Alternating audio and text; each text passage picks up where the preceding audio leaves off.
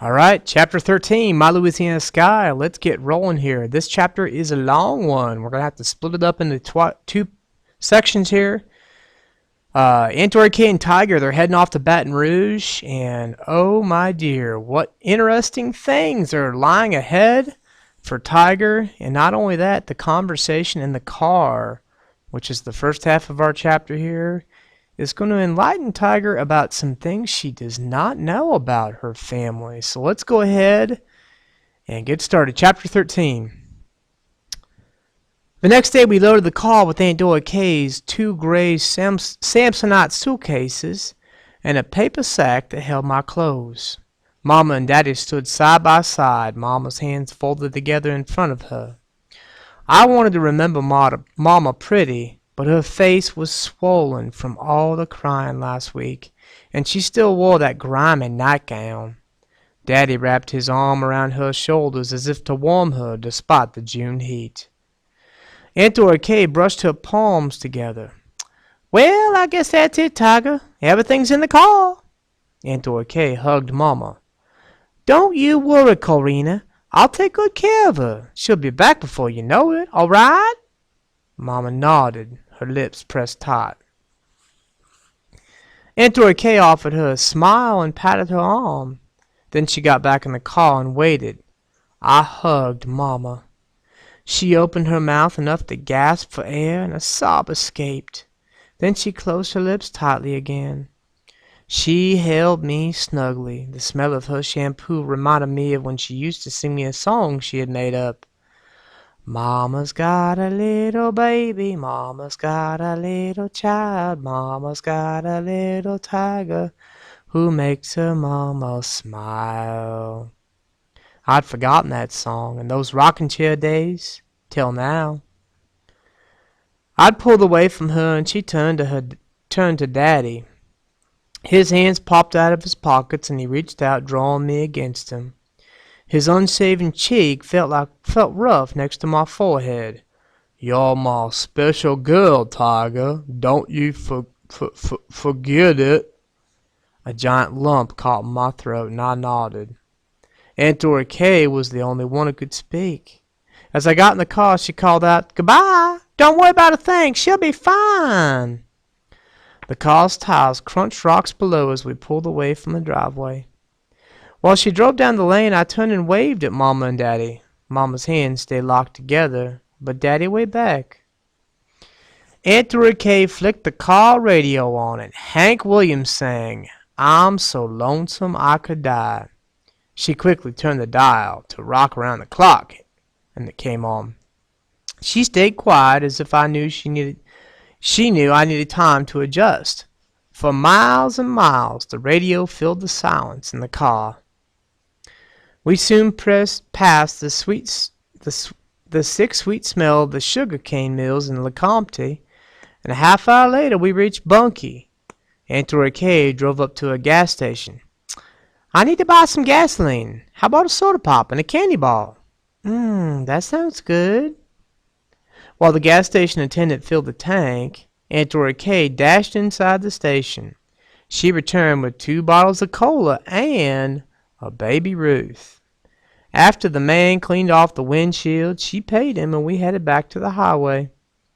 I let the chocolate melt slowly in my mouth, saving the peanuts to crunch on the last.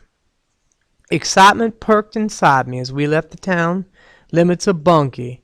I'd never been past Bunkie before. Everything there would be new adventure for me. Miles stretched out before us on Highway 71. We passed houses with children laying in their yards, sugarcane farms with colored folks gathering crops, and an occasional gasoline station. I leaned against the passenger door and watched Aunt Dora K as she hummed on the radio. She and Mama were as different as midnight and noon. I watched Aunt Dora K press her red lips together and thought about how they reacted so differently to Granny's death. Aunt Dora K must have felt me studying her because she glanced my way and said, "What?" I blushed. "Nothing. I was only thinking." "Thinking about what?" I swallowed, hunching my shoulders. Do you miss Granny? She gazed straight ahead. I lost Ma a long time ago. What do you mean? She turned her face slightly toward me. I love your mama, Tiger, but it wasn't easy being her sister. I was 5 years younger than her, but I had to act like the oldest. Her voice tightened like she was trying to hold back anger. I had responsibilities your mama never had.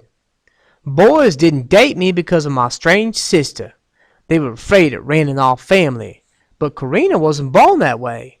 She glanced at me and blushed. Oh, I'm sorry, Tiger. Here I am talking as if Karina wasn't your mama. Please forgive me. I love her dearly. You know that. The chocolate soured in my stomach. Mama wasn't born slow? Aunt Dora Kay went white. Well, I shouldn't have said that. She tapped her red fingernails on the dashboard. Let's talk about something more pleasing, shall we? We talked about Baton Rouge, but one question spun around and around in my head. What happened to Mama? Late morning heat caused us to roll down our windows. My pigtails slapped my back while wisps blew around my face. Aunt Dora Kay stopped in the car on the edge of the road and tied a scarf around her head. Would you like a scarf? A few minutes later, we were back on the road, and a beige scarf around Aunt Dora Kay's head and a charcoal gray one around mine. It was funny how a scarf made me feel sophisticated and a sunbonnet made me feel goofy. About 40 miles outside of Bunkie, swamps and bayous began to replace the old pine trees. We passed a shack with a sign that read "Bait for Sale." I wondered if anyone ever told the person who wrote that they spelled bait wrong. After about 20 minutes later, I caught a glimpse of the Capitol building. The city looked like a dark stitch on the horizon. Aunt Dora Kay cleared her throat. Now, before we go into the city, I need to talk to you about something. It's really nothing, but I don't go by Dora Kay in Baton Rouge. You don't? No. I go by my given name, Doreen. I'd like you to call me that too, please. Okay. It may take me a while, but I'll try real hard. She smiled. Thanks. I knew you'd understand. After pausing for a moment, she asked, Hey, have you ever thought about going by your middle name? I shrugged. Think about it. Tiger's a darling name, but I'm afraid you might have a hard time with it in Baton Rouge. I was moving to get away from a hard time. I sure didn't want to meet another one in Baton Rouge. Still, it seemed strange to think of myself as Ann. Ann Parker, Dora Kay said, as if the name she was saying was on a hat. Aunt Dora Kay said the name as if she were trying on the hat to see if it would fit. Sounds like a movie star to me.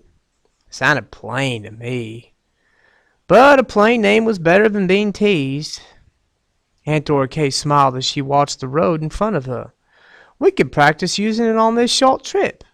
Only if you want to, though. She peered sideways at me. You can reinvent yourself in Baton Rouge, Tiger. That's what I did. Whoever thought a country bumpkin like me from Seder could make it in a big city like Baton Rouge? She looked at me, waiting like she wanted me to say something. You know how I did it?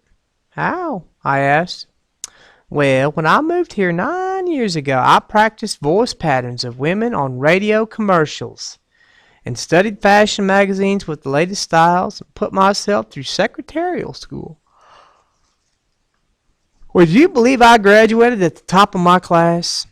I smiled at her. Aunt Dora Kay must have wanted to reach for the moon like me. She drew a deep breath. Sometimes I shudder when I think about what I used to look like. That awful hairdo I wore before I went to a Baton Rouge beauty shop. Say, have you ever thought about cutting your braid? Not really. I pictured Mama brushing my hair at night, on the porch and Daddy playfully yanking it. She waved her hand as if she was swatting a fly. Oh, it's pretty the way it is. Don't listen to me. I love to make improvements, though. I wondered what else about me needed improving. Was I going to fit in Baton Rouge? Could 100 miles make that much difference? At least I had someone worldly like Aunt Dora Kay to help me. We crossed the Mississippi River Bridge. I held my breath. The only bridges I'd ridden on were small ones stretching over creeks. The Mississippi was wider than any creek on the bayou I'd seen. Tugboats and barges were scattered about on the black water below us. On the other side of the tall river, tall buildings touched the sky, cars filled the streets, and people bustled everywhere. My mouth dropped open, and my heart darted in every direction, right, left, and then back in front of me.